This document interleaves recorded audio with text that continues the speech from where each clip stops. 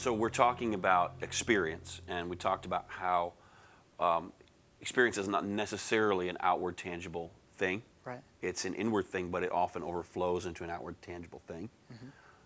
Which leads me to this question. Talk to me about ecstatic experiences. I know this is sort of a different level, but... Right.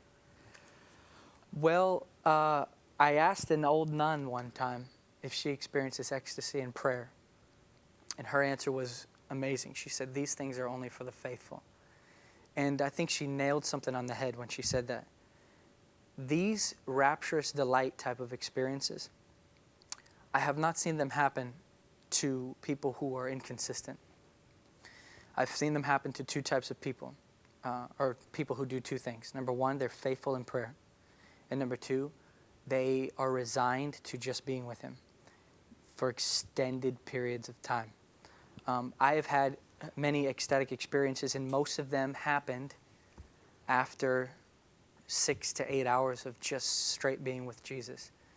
Like I told you, I've done extended times, and every single one of them, He met me in a way that was inexplainable.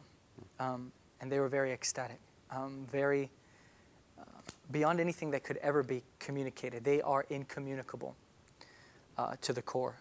They bliss, even the body gets blissed to the point where they're like electric currents of bliss going through your being, and everything changes.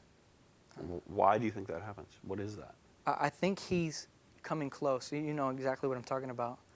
When He comes really close, we can't take it. Our physical bodies are unable, they're not fit for glory. In other words, they're not ready for glory. That's why we get a new one, so that we can be around Him, you know, the way that He desires us to be.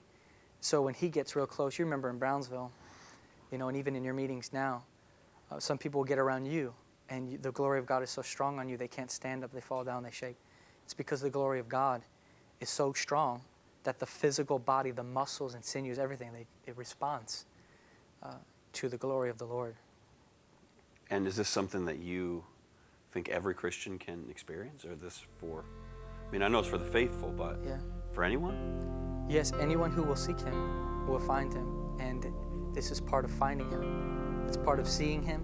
It's part of beholding the glory of God, which is, by the way, the only way to be transformed into the image of Jesus, according to the Scriptures.